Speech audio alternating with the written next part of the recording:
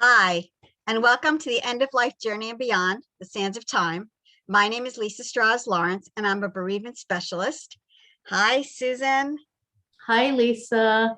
Welcome. Thank you for joining us this morning. My name is Susan Caperso. I'm an end-of-life doula and legacy specialist.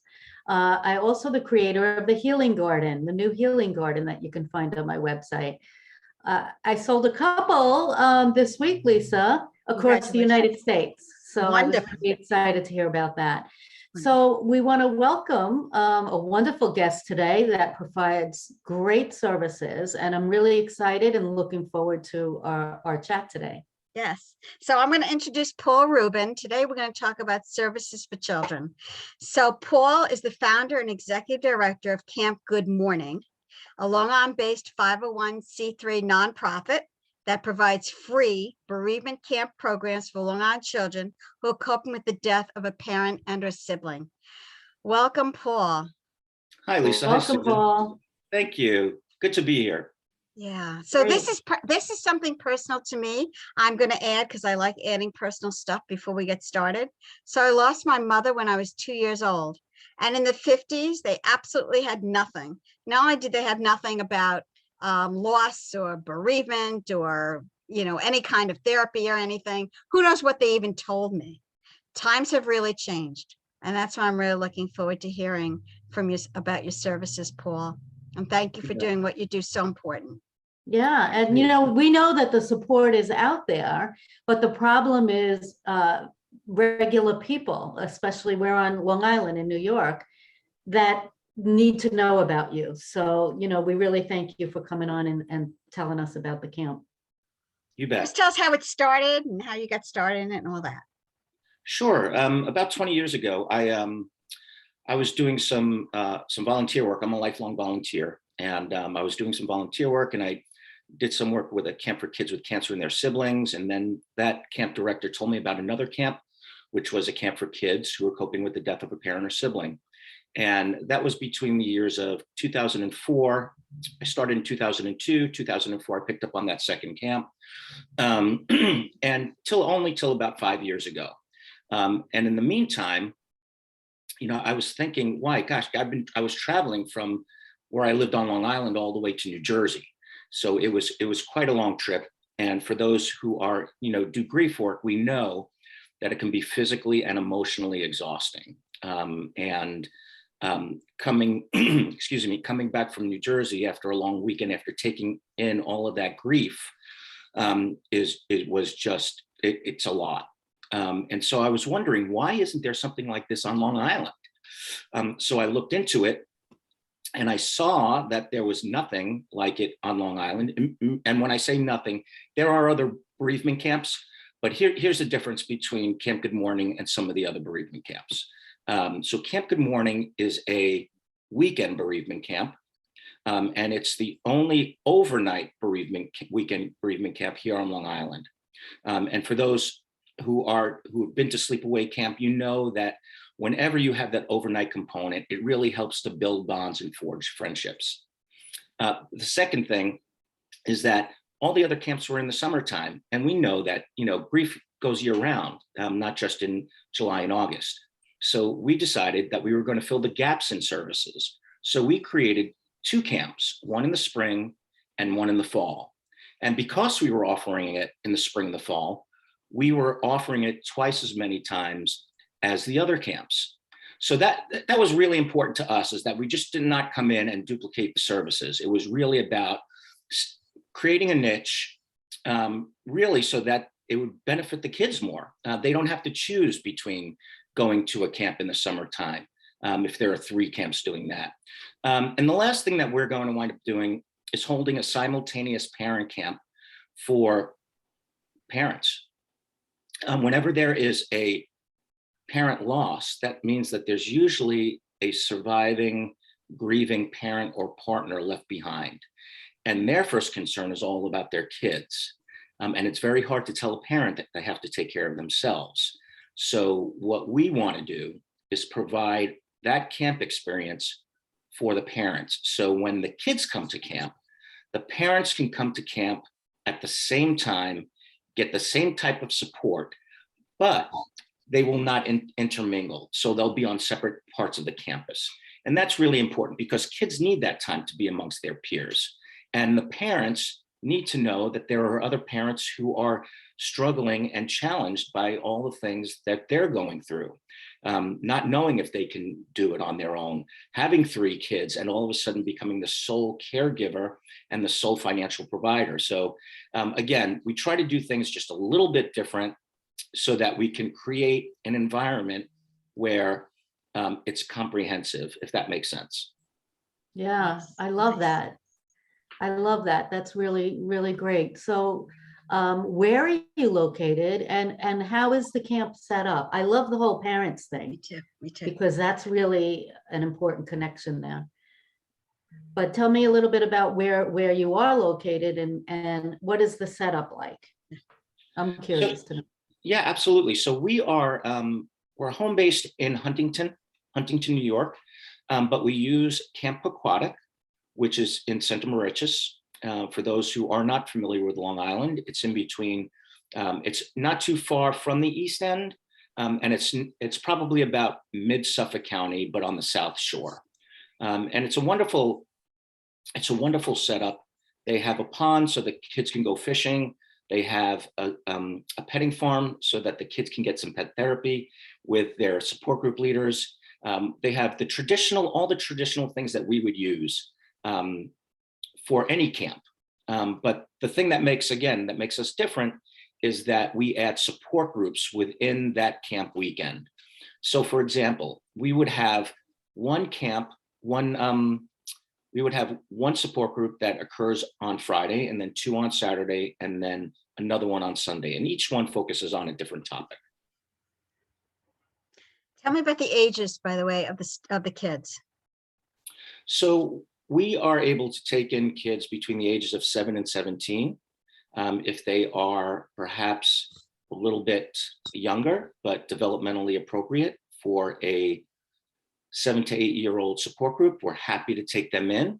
And same thing on the other end. If there's a teen that's 18 years old, but has, recently had someone die, or it could have been a long time in the past, we're happy to take that teen in. Our goal is to provide grief support for as many children as possible, regardless of when the death took place. It could have, as I said, it could be way back when they were kids, or it could be now when they're teens. What about the And what staff? about free? I'm sorry, go ahead, Lisa. What about the staff? So our staff is 100% volunteer. So in that way, we have very supportive, dedicated volunteers who literally give up their own time so that they can be, with our campers. And many of them have also had losses in their past. And that's one of the reasons why they come, is because they want to be able to give back. One of the things that I constantly hear is that, I wish there was something like this when I was a kid. And that's verbatim. You can't change those words. They're just very, very simple, but get right to the point. I just wish there was something like this when I was growing up. Yeah. Yeah. So, yeah. Paul, what about their training? So our training is pretty comprehensive. It's a 2-day training, 16 hours worth of education. And it's an overnight training. So the volunteers will come in at about 8:30 on a Saturday morning, and they'll stay until Sunday at about 5 o'clock. And within that, the volunteers get a really good education, but they also start to build their own community of support amongst themselves. So it's about invested interest, if that makes sense. So if you can create that community, you can create a really close group. And we want to be able to train our volunteers as best as we can. And that's why we insist that they come to the training. Anybody who does not or cannot make the training cannot attend camp. And it really varies. It's not just about grief. It's also about child abuse. It's also about LGBTQ, sexual harassment, so on and so forth. So, again, anything that has to do anything with children, we try to cover the gamut. Again, we want to provide a comprehensive education. And are they being trained by social workers, or who are they being trained by? Yeah, so I am one of the persons that does the training. So my background is I have a master's degree in school counseling, as well as an advanced certificate in mental health counseling, and I specialized in grief and loss.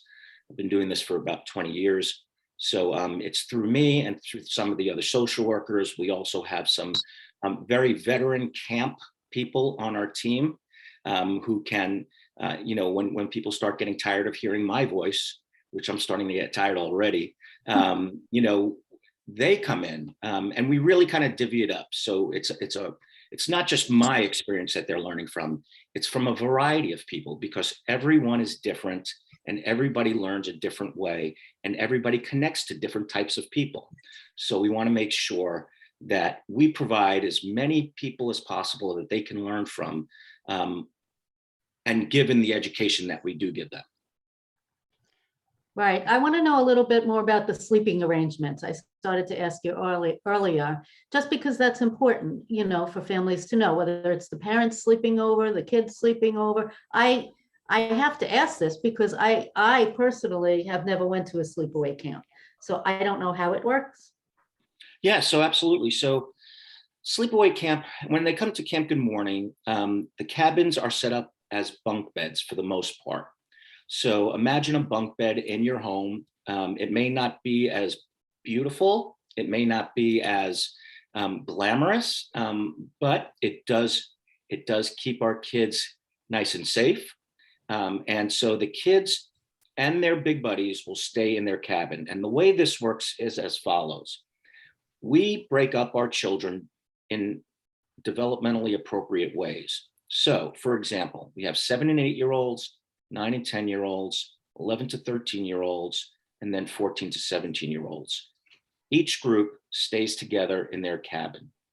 Those big buddies, or those volunteers who are in their group, meaning in the 7 and 8-year-old group, they will stay with the campers in their cabins. And how many, what are we talking about as far as how many, campers they might have for each group? That can vary. We try not to make it very big because we know that we want to make sure that no child gets lost. If they're coming here for the weekend, they're expecting to be able to, not only have a good time, because most kids are coming for a good time, but, we want to make sure that their voices are heard. So we try to keep them, below 10. Okay. For each group. So there's Each group. several cabins there, I guess. That's correct. Yep. Okay. And then where are the parents? Are they they're on the same campgrounds in another cabin? So that hasn't occurred yet. So right now it's just the children who are attending camp. And so the parents, what they would do is they would drop their kids off on Friday morning, and then they would pick them up again on Sunday afternoon. But the future is to have parents being able to stay over and have their own therapeutic time. That's correct. Mhm. And they would be in separate cabins. Mhm. Okay. I thought you were already doing that hand in hand. No, not yet. That's something Okay. that we're going to be bringing to our program. Okay, that's super. I really like That is that super. idea. Me too. Just tell us, since I have a not-for-profit background, tell us about the funding of your organization. Sure. So we are 100% run through the generosity of others. So it could be through fundraisers, it could be through donations, in-kind donations, grants, sponsorships, anything of the sort. We don't have a big organization or big business behind us. So we foot the entire bill. It's not run by, so we're very independent when it comes to that. And that's one of the things that makes us unique as well, because we are pretty much the only organization, the only bereavement camp on Long Island that operates that way. Mhm. I know you're the executive director. Do you have other people in positions, administrative positions in the organization, like a marketing person or community relations specialist or something like that? It's called many hats, right, Paul? Yeah, so my background is as a television producer, and I was excuse me, my background is promotion and marketing, so that's right in my wheelhouse. So I do a lot of that. Social media is all about promotion and getting things out, marketing. I created the brochure. I'd like not to be able to take credit for all of this stuff, but it's credit due to necessity. And we know, as those of us in nonprofit, that everybody looks at the bottom line, and it can be a real challenge. So fortunately, I'm blessed in the way that I have a background, and I'm a little bit older than most, that I have a lot of life experience behind me, where I can call on those resources in order to do what we need to do. So since 2018, which is when we began, and I want to be clear that we didn't start camps right away. We started camps in 2020. So we were supposed to launch in June of 2020, and COVID hit in March. So we had to reimagine everything that we had planned for into a virtual camp. And I was, one of the things that I thought about was, if I was a child and a pandemic hit, and I wasn't able to maybe hang out with friends or get support that I needed just because, quote, and we're talking about, smaller kids, just because a pandemic hit, that would hurt my heart. So we wanted to provide them with something instead of nothing. And so we were able to do that in our very first camp. And because the kids liked it so much, they were asking for more. So in our second and third camps, even though that they were virtual, we added an extra day. So we made it 2 4-day camps, which led us to our first in-person camp, which was in November of 2021. Did I answer your question? Because I know I went off the path for a second. Yes. Yes, no, that was a good question, because, when you first had started and you said you've been at this 20 years, I thought the camp's been going on for 20 years. Yeah, But so no. let me be clear. Yeah, let me be clear. So as a lifelong volunteer, my first experience with grief camps was in 2002. And then, as I think I mentioned, I was introduced to a specific camp for kids who have lost a parent or a sibling. In that camp and other camps, I was doing at least 2 weekend camps per year, sometimes up to 6. So through that experience, and with my educational background as master's in school counseling and advanced certificate in mental health counseling, and having all that practical experience, led me to do this. So I want to be clear that the camp is not 20 years old. The camp was born in 2018. Okay, wonderful. And what about the process of applying?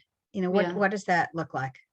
So it's real simple. All they have to do is go to our website. On our website, and on the top part of the website, there's a black bar, and it says camper/volunteer applications. It's that easy. You just click on it. Give us the And- website. Give us the website. Sure, it's Camp Good Mourning, and that's MOURNING. Oh, nice. Yep. And then they can just, again, click on the link on the words that say camper/volunteer application. That will bring them to another page where they can choose either the camper or the volunteer application. And we just put up one in Spanish. So, we're all about diversity. We want our campers and our volunteers to look like Long Island. It's really important because there is a disparity, and I see it, and it's not just on Long Island. So, yeah. There'll be Spanish speaking volunteers, Yes, of course. Okay. and Spanish speaking mental health professionals. Good. Wonderful. Excellent. So being that this is, relatively new, although not with your experience, I understand that. What are your visions, for the next 5 or 10 years? What do you hope to bring into this camp twice a year? Or do you want to expand on that? I know you talked about bringing the parents in for the weekend. I love that idea. Me too. Did you have any other kind of visions that you want to bring into the camp as time moves on? Absolutely. So, we plan on expanding the number of camps that we offer, you know, and we also plan on going into schools and providing education for mental health professionals so that they can provide it for their children, for their students. It's Mm. really important. They come to camp, whether it's my camp or somebody else's camp, and they get a weekend of support. But once they leave the weekend of support, they're going back to that same environment that they came from. So it's important that we try to elevate the support that's outside of camp. And the way that we're going to try to do that is by providing education to whether it be community centers, schools, so on and so forth. Nice. Now, as of this moment in time, and things always change in the future, but as of this moment, do you plan on holding the camp at that same place out east, or are there other possibilities? Yeah, there are a couple other possibilities, but right now we're going to be staying at the name of the camp is Camp Aquatic, and we know that there are other organizations that use them as well, which is good because it's a beautiful campus. Why shouldn't more people benefit from that? So yeah, for the time being, Camp Aquatic will be our home. Mm-hmm. Very good. And how do you market it?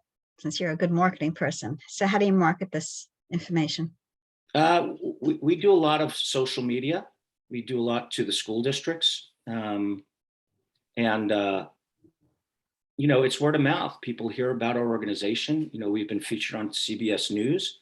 We've gotten a full page profile in Newsday. So we're going to just continue to expand and help children who are grieving.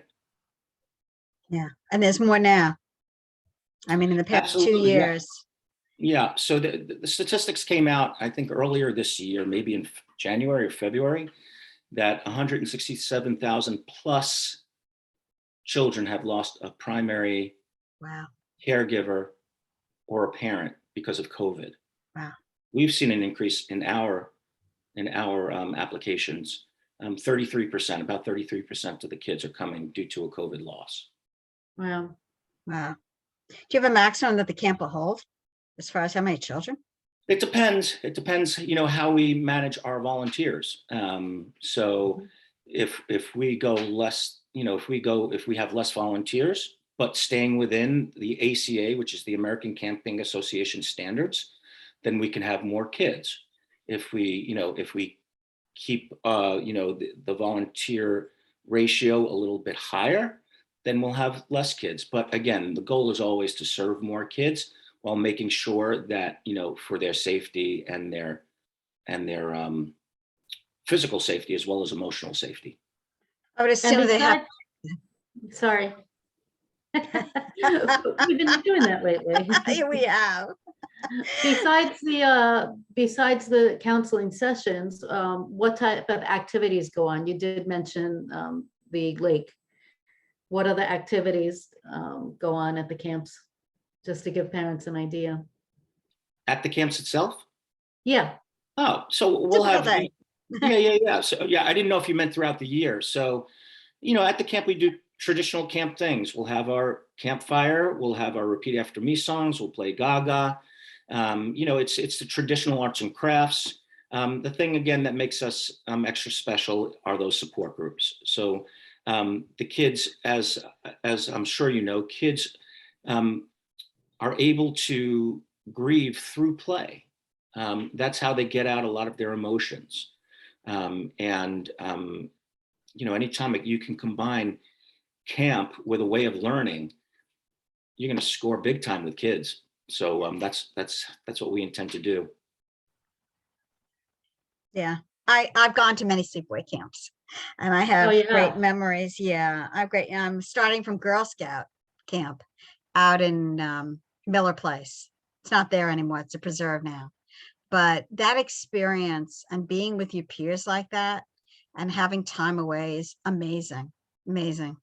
And to do it with that kind of therapeutic emphasis is just beautiful, beautiful work. You're doing great work there. So, Thank you. yeah.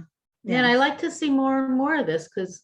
because like you said, Lisa, you know, the more resources that are out there and it's available for children to maybe do several things throughout the year instead of, you know, just once a year. Yes, And I like that. me too. Paul, give us your contact information so we have it for the people who are going to listen to this video. Go ahead. Sure. So people can reach out to Camp Good Morning at campgoodmorning.org. They can also call us at 631-772-9115. Or if they want to shoot us an email, they can send it to Paul, Paul, .campgoodmorning, MOURNING, @gmail.com. Great, great. Really. Wonderful. When is the next upcoming camp? June 3rd to June 5th. So it's Okay. right around the corner. So There's still availability?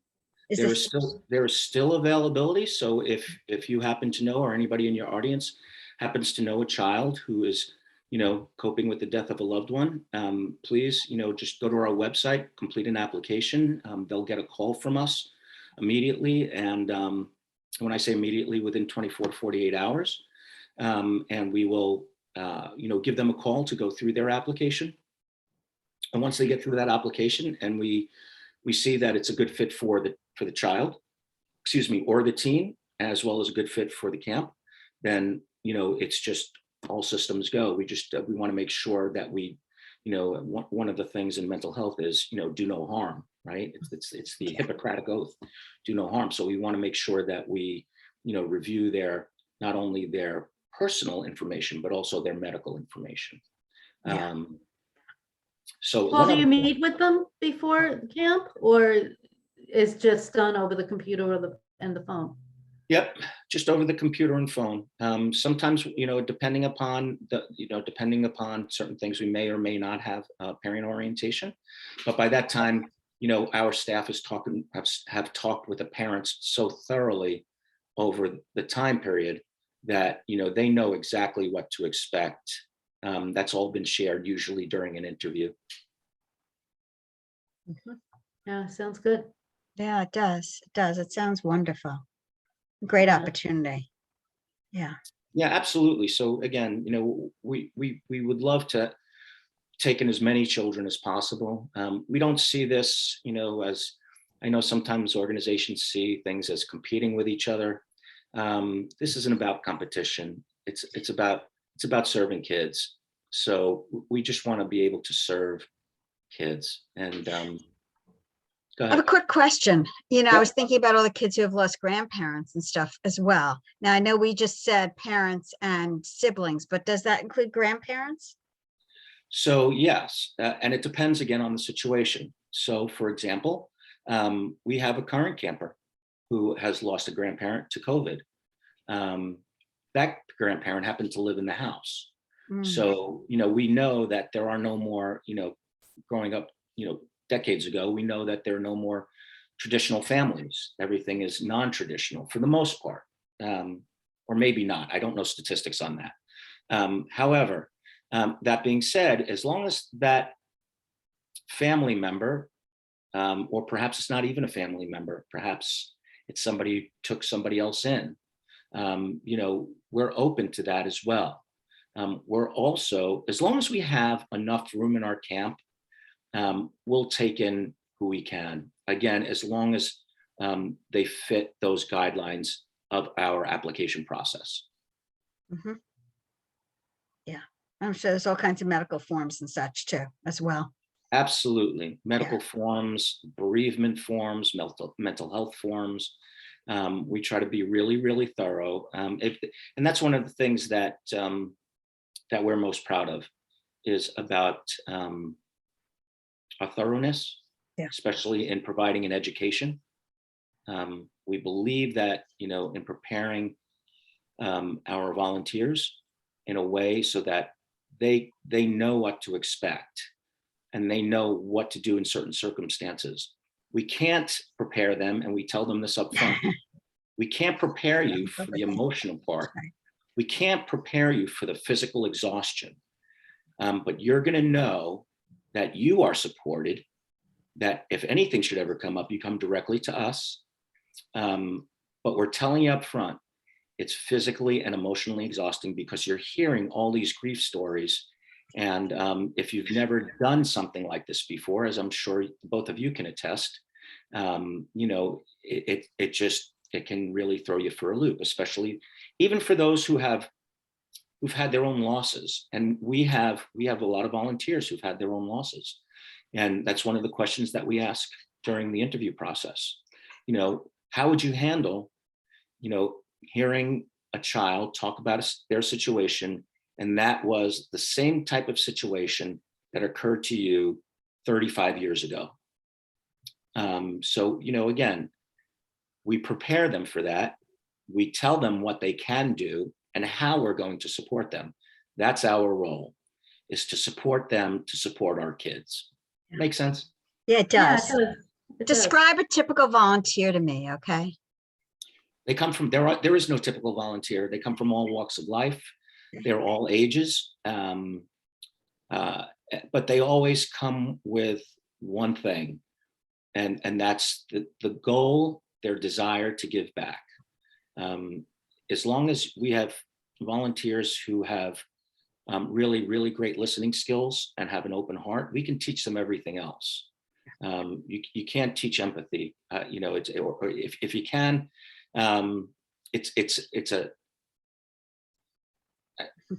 I take that back. You can try to teach empathy. I'm not saying it's always successful, you know, especially in the mental health field. But as long as you want to do good and have a good heart, and we'll provide you with the education and common sense. Beautiful. Beautiful, Paul. So just, Wonderful. you know, I have a last question, I guess. Just so families can feel, you know, safe with their children there, I guess it's mandatory that you provide some kind of insurance policy going on in case somebody was to have an injury during the course of the weekend. That should be a no-brainer, but I just wanted to bring it up for families. Of course. No, it's a good question. No, kids are covered. So the campsite insists that we have liability coverage, which we do. And just to also put some parents at, and I just got a call the other day asking about, so tell us about, how do you vet your volunteers?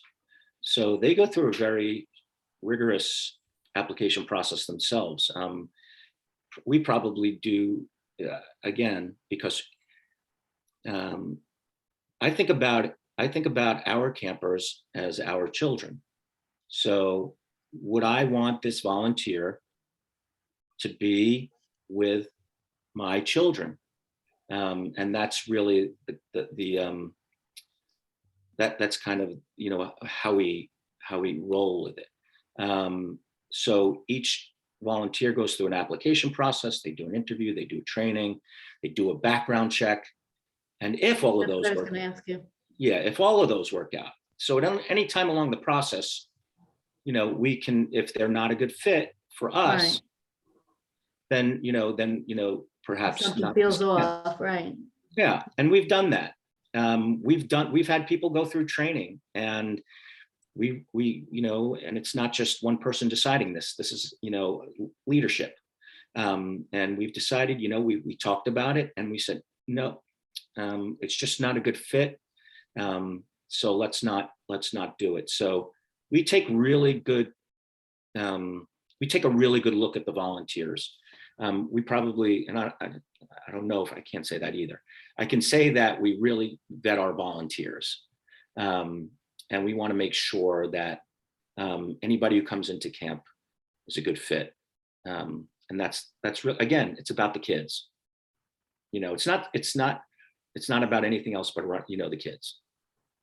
Wonderful. I assume we also have a doctor on the premises, huh? We have Some kind of nurses on medical? the premises. Yeah, yep. So we'll have 2 nurses. We actually have more who have applied, but and they may decide to come as well. But we don't necessarily need 3 nurses or 4 nurses or 5 nurses. But we can always use more volunteer big buddies.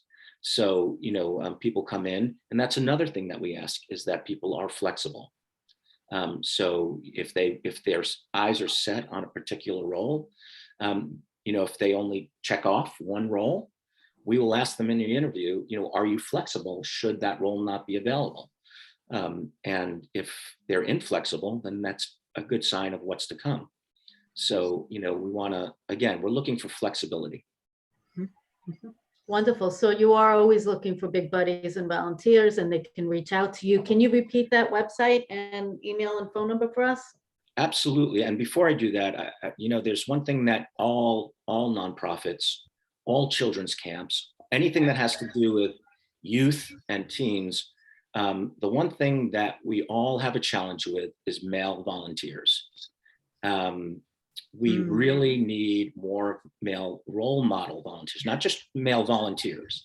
They have to be role models. Again, we'll vet out those that that do just not pass the criteria, but especially male volunteers.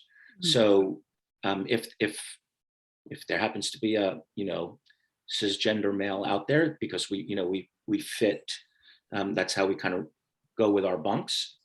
We certainly want to be able to do that and provide as much oversight as possible. We would love to have one volunteer for each camper. Yeah, that's and I think about that because I didn't think about it before you brought that up just now, but you could think about having all these wonderful women around, but for the children who have recently lost their grandpa, or their dad, that grandpa father figure being there and present and playing with them and doing these activities with them, or any male presence at any age, I think is just, it's tremendous. It's tremendous and needed. So yeah, so let them reach out to you. Your phone number again, Paul? Sure. So the website is campgoodmorning.org, MOURNING. My email address is paul.campgoodmorning, MOURNING, @gmail.com, or they can call us at 631-772-9115. Wow. Great work, Paul. We can't thank you enough for doing this incredible work.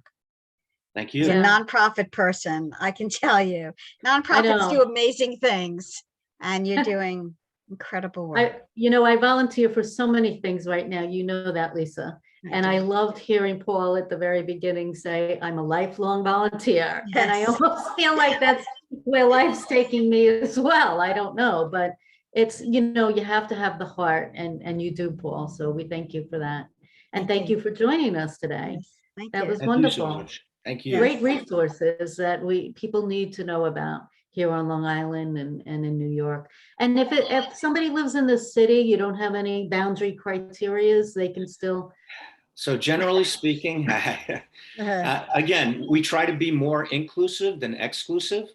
So again, in fact, I just made a call I just reached out by email to two parents, one from Brooklyn, and I think the other one from Flushing, who reached out because, a family member died and they have children. They must have heard us through about, from this, we were featured on CBS News, and they must have heard about us through there. And so they wrote to us, and I said, as long as we have room, we're happy to take your children. So again, it's all about the kids. It's all about it being inclusive. So as long as we have room, your kids can come, if they're coming from wherever. We don't market to that area because our catchment area is Long Island. But again, and I'll just give you another quick example. We had a family member when we first started doing this. A family member reached out and said, and this was when COVID was in, said, I have family, my nieces and nephews. I'm sorry, it was all my nieces, and I think there were 3. Their dad died, but they live in Indiana. And I know that they can't come to camp, but what happens if they were to be here? And I said, no, we're doing it virtual. they can come to camp. So, again, whether it's virtual or in person, our goal is to be inclusive, to serve as many kids as we can with the room that we have. And again, that's really the bottom line. And I imagine you give the parents hotel recommendations that are somewhat near to the camp, should they want to stay out here for the weekend. Well, in the case that I just talked about, it was a sister, so they would just stay with their relatives. Oh, yeah. No, I meant a person that lives in Nassau County and may want to spend 2 nights out here while their child's in camp. Well, it's not something that we do. It's probably something that they could research on their own. We can't necessarily give recommendations, because I'm not comfortable with giving recommendations to somewhere that I don't know anything about. In the same way that I will not give recommendations to a camper or a parent for a potential social worker to work with. Right. Does that make sense? I mean, yeah, it's smart. It's like it's going blind, and I won't do that. Yeah, very good. Stay in your wheelhouse. Do the things you do best. And learn as you go. Absolutely. Well, we wish you the best. And talking about resources, Susan and I have a bunch of them. Susan, you want to talk about some of the things that you offer? Well, really, you can find everything on eastenddoulacare.com. So as an end-of-life doula, I help people navigate their end milestone of end of life. And as a legacy specialist, I don't only work with end-of-life clients, but baby boomers that have approached me and want to leave their stories and memories for future generations to come as well. So I have a 4-week project on the website that you can read about. We get together 4 weeks in a row, and I end up with a load of audio and photos, and I put a nice hardcover book together. And that's a fun project. It's very, it's very engaging, and the client gets very involved and fulfilling. That's a good word. And you have a new garden, the Healing Gardens on the website as well, or healinggardenbowl.com. I think I directed that domain there. And it's just it's a bowl, it's a healing tool. 4 themes now. I have grief, pet loss, spirituality, and cancer, if you have a friend with a cancer diagnosis.